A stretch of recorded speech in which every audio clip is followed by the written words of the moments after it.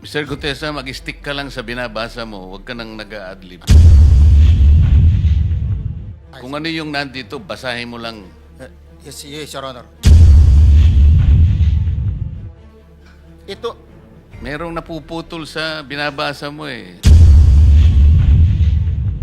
Huwag kang magmadali. Huwag kang magmadali. Ulitin mo yung paragraph 20. hindi ko makita na putol na siya.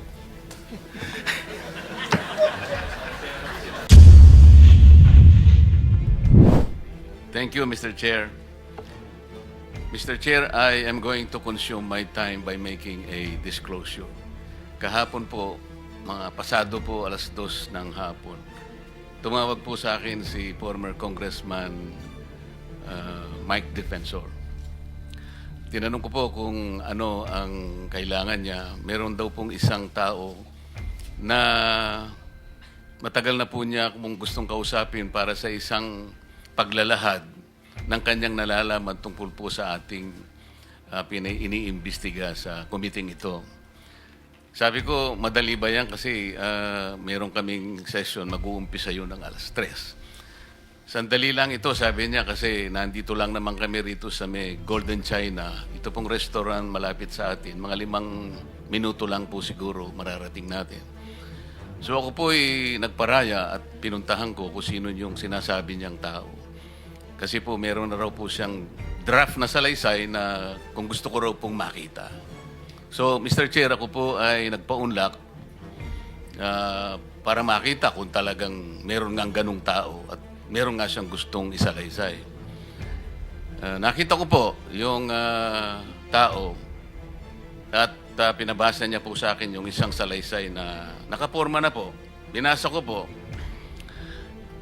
Yun pong salaysay na yun ay nagsasabi ng kanyang pagkalungkot at siguro pagkabahala, sabi niya, na bakit nangyayari sa ating bansa ito. At nalulungkot siya, Mr. Chair, sapagkat meron siyang partisipasyon doon eh. At nung makita ko ang kabuuan ng kanyang salaysay, meron po siyang personal na kaalaman para ikonekta si Representative Saldico kay former Speaker Martin Romualdez. Sabi ko, hindi ako pwedeng magtagal, nabasa ko na ito, hahabol ako sa aming sesyon 3:00. Pero kung talagang ikaw ay voluntaryo mong gustong gawin yan sang-ayon sa iyong nilalahad dito, di sige, i-finalize mo yan at gusto ko, ipanotaryo mo sapagkat hindi po pwedeng hindi notaryado yan. At kung buo ang loob mo at talagang yan ay matagal mo nang iniisip, pumunta ka ako bukas ng umaga sapagkat meron kaming pagdinig. Mr. Chair, nandito po yung tao at hawak ko po yung ilang piraso ng kanyang sinumpaang salaysay. Kung po pwede po sana natin siyang tawagin ngayon, para ngayon siya po ang mismo maglahad ng kanyang salaysay sa ating gitna. Okay, you may call him. Mr. Chair, I'm calling Mr. Orly Regala Gutesa para po humarap sa atin. Mr. Gutesa, kayo po ay umupo dito sa may gitna. Pakibigyan mo ng bote si Mr. Chair. Okay, bigyan mo si Chair. Mr. President. Bigyan mo si Mr. President.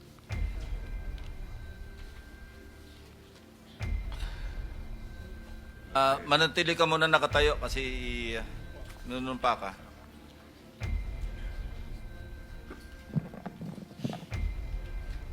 Raise your right hand. Yeah. Do you swear or affirm to tell the truth, the whole truth, and nothing but the truth in this proceeding?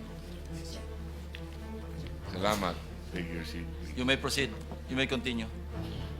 Salamat po, Mr. Chair. Mr. Gutesa, kaninang ako'y nagpapaliwanag para ipakilala kita. Narinig mo yung aking sinabi. Yes, Your Pwede mo Honor. bang i-confirm na kung ano yung sinabi ko ay yung nangyari kahapon? I confirm, Your Honor. Salamat po. At ngayon po ay hawak ko nga ang inyong sinumpaang salaysay na nung draft ito ay binasa ko ganun din nga po at wala namang pagbabago. At gusto ko lamang pong sabihin ninyo na mayroong pirma sa ibabaw ng pangalang Orly Regala Gutesa. Kayo po ba ang nagpirma nito? I confirm, Your Honor. At gaya po ng sinabi nyo sa akin kahapon, voluntaryo ninyong ginawa ito at wala namang namilit sa inyo. At katotohanan yan, ako nga po ay ininyayahan nyo para makita ko yung inyong salaysay. Yes, Your Honor. Ito po ay pinanotaryo ninyo. Nakikita ko rin po. Totoo po ba itong notaryong ito? Totoo po, Your Honor. Okay. Ngayon, kayo na po ang magbasa para sa ganun ay marinig po ng buong kapulungan. Pwede po niyong basahin ang inyong salaysay. Maraming salamat, Your Honor. Mr. Chair, can he proceed? You may proceed. Ako po'y nagpapasalamat sa pagkakataong ito. Sa Senate Blue Ribbon Committee, Senador Ping Lacson, sir. At sa iba pang member na nandito po. Ako po si Orly Gutesa, may asawa, nasa tamang edad, Pilipino, makatapos makapanumpa na ngayon sa umiiral na batas ay nagsasaad at naglalahad ng gaya ng mga sumusunod. Ako po ay lumabas upang magsalita sa isyu na ito. Bilang isang dating sundalo, inaalay ko ang aking buhay para sa ating bansa. Sa pagkakataong ito, nagdesisyon akong magsalita at maglabas dahil ayokong maging masama ang kinabukasan ng aking mga anak, apo ko sa darating na panahon. Ayoko pong naririnig ko at napapanood ko sa pagdinig ng Blue Ribbon Committee at ngayon ko po napagdugtong-dugtong yung naging partisipasyon ko po sa anomalya at korupsyon na ginawa at lumalabas sa hearing na ito. Yung palang pera na binubuhat namin at dinideliver mula sa masamang gawain na nagdulot ng baha na ikinamatay ng tao at imbes na gamitin ang pera sa edukasyon, medikal at programa na mapunta lamang pala sa bulsa ng mga politiko. Mabigat po sa akin magsalita dahil may pamilya ako. 4 ang anak ko, nag-aaral pa. May asawa ako at nangangalaga sa aking mga anak at marami akong kasama sa operasyon na may kinalaman sa ibabahagi ko sa inyo. Nagtatrabaho lang po kami ng mga kasama kong sundalo sa Philippine Marines. Huwag sana isipin na aking mga kasama na nagtatraidor ako. Ako sa aming trabaho at pinagsamahan dahil pare-parehas kaming may pamilya at gusto lang naman naming ayusin ang kinabukasan ng bawat isa. Wala akong iniisip na kapahamakan para sa kanila, bagkus ang gusto ko lang maayos ang kinabukasan ng bayan at lahat kami. Noong December 5, 2004, na-hire ako bilang security consultant sa Ako Bicol Party List or AKB kay Congressman Saldico. At nasimulan ang duty ko kay Congressman Saldico. Bawat umaga, nagre-report ako sa BGC sa Horizon, sa Bonifacio Global City, kung saan nakatira si Kong Saldico. Tuwing may duty at detailed ako sa basura, it means itong basura, ito yung box ng pera na pinag-uusapan natin sa kasalukuyan. Mr. Gutesa, mag-stick ka lang sa binabasa mo. Huwag ka nang nag-a-adlib. Kung ano yung nandito, basahin mo lang. Yes, Your Honor. Tuwing may duty detail ako sa basura, pumupunta kami sa 28 Ladybug Corner, Dragonfly, Valle Verde 6, Pasig City. Tagabuhat lang ako ng malita ng basura. Ang ibig sabihin ng basura ay malita na may lamang pera. Ang bawat malita ay may lamang humigit kumulang 48 million pesos.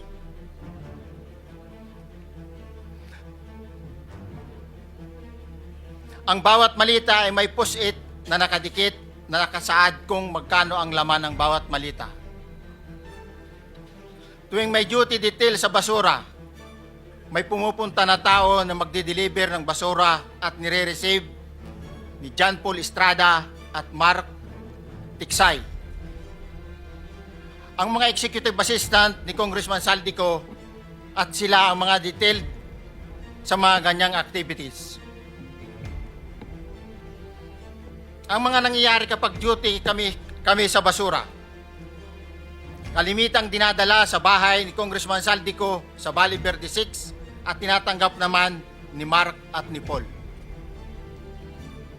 Pagkatapos naming may baba ang nasabing basura, ipinapasok sa bahay ni Congressman Saldico sa Valle Verde 6 at binibilang ni Mark at ni Paul.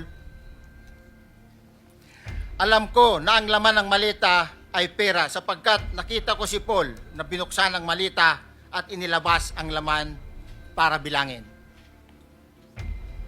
Ang isang ehemplo na nagdala ng pera ay si Congressman Eric Yap ng AXIS Party List.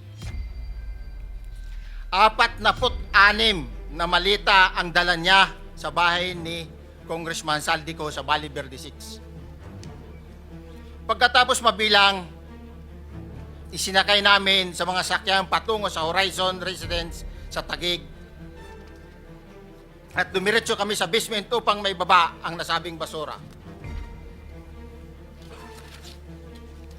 Bago ibaba ang nasabing basura, ito Merong napuputol sa binabasa mo eh.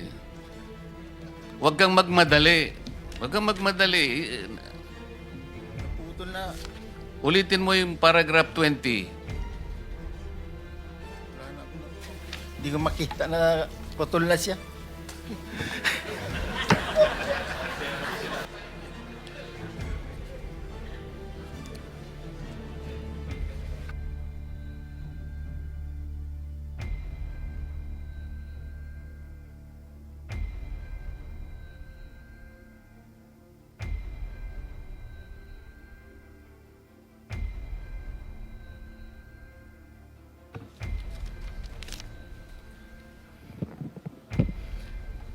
Pagkatapos, mabilang ang sinasakay namin sa mga sakyang patungo sa Horizon Residence, Taguig. Pagdating sa Horizon Residence, dumidiretso kami sa basement upang maibaba ang nasabing basura at dalhin sa unit ni Congressman Saldico sa 56th floor sa nasabing lugar kung saan siya nakatira. Bago ibaba ang nasabing basura, ito ay bawas na. Halimbawa, nag-akyat kami ng 46 na malita.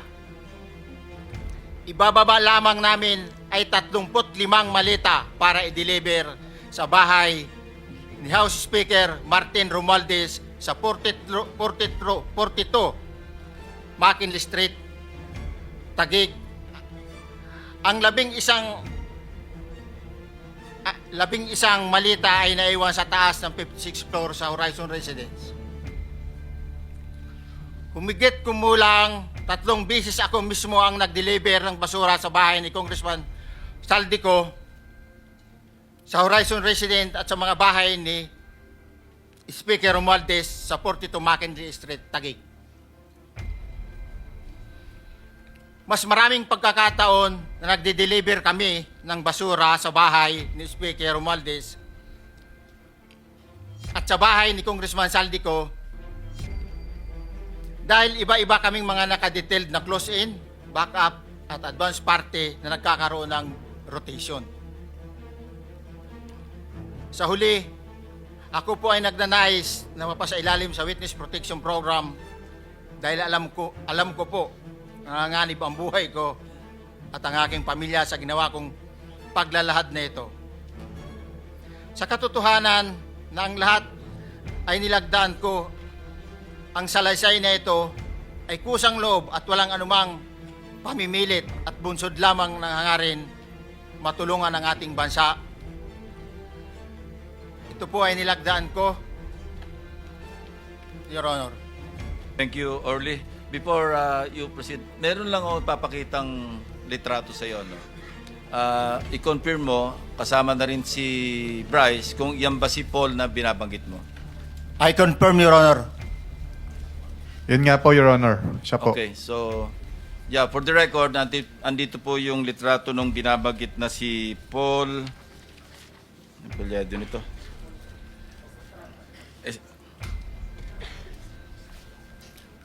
John Paul Estrada, di ba? Yes, Your Honor. Oh, sige. Thank you very much. You may continue, Senator Marcoleta. Thank you, Mr. Chair. Mr. Gutesa, dito sa iyong paglalahad ay gumawa ka ng isang paghalimbawa. Inihalimbawa mo si Congressman Eric Yap, ngunit isang tagpo lang yun eh. Ikaw ay na-hire ni Representative Saldico, sabi mo rito, ay December 5, 2024 pa. Yes, Your Honor. Sa pagkakaalam mo, mga ilang beses kayong gumagawa ng bagay na ito. Ibig sabihin, yung pagdi-deliver ng pera, sa natatandaan mo, gaano kadalas ang pagdi-deliver? Kasi ang ginawa mo kanina ay isang example lang. Pwede mo bang ipaliwanag? Your Honor, minsan kasi pag-duty kami, ang actual ko na deliver talaga sa bahay ni Congressman Romualdez is 3. Tapos pag may duty kami, nagkakaroon ng detailed. Minsan namumonitor ko doon sa group chat namin, may basura tayo deliver. Minsan namumonitor ko siya is 3 times a week ang delivery doon sa Forbes, sa bahay ni Kung Romualdez. Yung pera minsan nanggagaling lang doon sa horizon sa taas, ibinababa. Tapos may detail lang na tao, namumonitor ko naman sa GC namin. Kaya nalalaman ko yung movement ng tropa, kung ano yung sinasabing basura ng delivery. Your So Honor. yung delivery o yung movement ng tropa nagaganap average 3 times a week. 3 times a week, Your Honor. Nagsimula noong December 2024. Yes, Your Honor. Hanggang ngayon ba ay naglilingkod ka pa kay Representative Saldico? Sa kasalukuyan po ay nag-resign po ako noong August 5, itong taon po na ito. So, maliwanag ba ang ibig mong sabihin para sa kapulungan ito ay nag-a-average ng 3 beses sa loob ng isang linggo ang pagdi-deliver ng pera kay Representative Saldico at tuloy-tuloy naman doon sa bahay ni former Speaker Martin Romualdez sa ganong rate, ganong beses, 3 beses sa loob ng isang linggo. Yes, Your Honor. Magmula December 2024 hanggang ikaw ay mag-resign noong August 2025, this year. Yes, Your Honor. Mr. Chair, Senator Marcolita, short Yes, interjection. with the permission of Senator Marcoleta. Thank you, may Mr. proceed. Chair. May maibigay ka ba na pangalan? Kasi ang sinasabi mo lang ngayon, as far as you're concerned, during ikaw ay nagdo-duty, nagro-rotation basis yung duty. So pag wala ka, absent ka, iba ang nagdo-duty, iba rin ang nagtatanggap sa pera at nagdi-deliver. Am I correct? Senator De La Rosa, may I just remind you na isang follow-up. Pero kung gusto mo ituloy at pahig si Senator Marcoleta, naka-charge sa oras niya yung mga susunod na tanong. Okay? Oh, okay lang. Okay lang. Sige boss, Meron nanghiram lang pa naman namang- ako sa iyo. Go ahead. Meron ka pa namang 4 na minuto pa mahigit yan. Yes, sir. So, sige. Very quick lang. So, pag hindi ka duty, may ibang nag-deliver ng pera kay Saldico at kay Speaker Romualdez. Pag nangyayari yan, sir, pag hindi ako duty, may makadetail talaga sa basura na yan. Pero ang authorized lang na mag-deliver at mag-receive niyan is yung 2 tao na binanggit ko, which is John Paul Estrada and Mark Tiksay. Okay. Thank you, Mr. Chair. Thank you, Senator Marcolita. Mr. Gutesa, sa panig ng pagdi-deliver sa bahay ni former Speaker Martin Romualdez, sinong tao ang nagre-receive? Sa mga ganun, sir, ang may contact, Your Honor, is yung si Paul at si Mark lang ang may contact doon sa receiver. So pagdating doon, nakabukas na yung gate doon sa Forbes, pumapasok na lang kami. Then pag nabuhat na namin yung mga malita na ibaba na, so lalabas na kami. Wala na kaming ano. Basta may deliver lang namin yung mga basura doon sa bahay, wala na kaming ano noon, Your Honor. Alin-aling bahay Yung ang 42. pinagdideliveran mo sa panig ni former Speaker Martin Romualdez? Yes, Your Honor, yung 42, yung dito sa may Forbes Park. Yun lang? Wala nang iba? Mayroon pa yung bagong nakaraan doon sa 19 Nara, yung dating bahay ni Michael Yang. Sa pagkakatanda mo, mayroon pang ibang lugar na kung saan nagdi-deliver kayo? Sa Aguado, sa dyan sa Malacanang. Aguado? Excuse me, Senator Marcoleta. Sino Michael Yang? Yung dating sa Pugo yata yon, Sa? yung dating sa Pugo. Yung Michael Yang. dating bahay ni Michael Yang. Dating bahay. Yes, Your Honor. Okay, thank you. Ibig mo sabihin, nabili ni Speaker Martin yung bahay ni Michael Yan? Allegedly, Your Honor. Pero paano mo alam na bahay ni Speaker yon? Kasi doon na nagde-deliver yung tropa nung hindi na nagde-deliver doon sa 42, Your Honor. Ngayon, sinasabi mo meron kayong chat. Nagagamit mo yung chat para ma-monitor mo yung rate ng delivery at kung sino-sino yung nagdi-deliver? During the time nung nandun pa ako, Your Honor. Mr. Chair, salamat po at baka meron po pong Thank you. gustong Yeah, itanong ating may mga kasama. papakita pa ako isang litrato pa, no? Identify mo lang siya. Sino yan? Mark Tiksahi, Your Honor. Meron pa ba nakakakilala sa kanya bukod sa'yo? Dito? Wala. Nabanggit kasi ni Engineer Alcantara rin dito eh. Sa salaysay mo noong September 23, sinasabi mo, hindi ko po siya na-meet during pagdadala. Ang tao niya po ay may alias lang na Paul at Mark. Na-meet mo ito si Mark, Engineer? Sa Valle Verde po, once lang po. So, kinukonfirm na si Mark Teksa ito. Mark po and Paul, karaniwan po na. Okay, thank you. Thank you, Senator Marcola.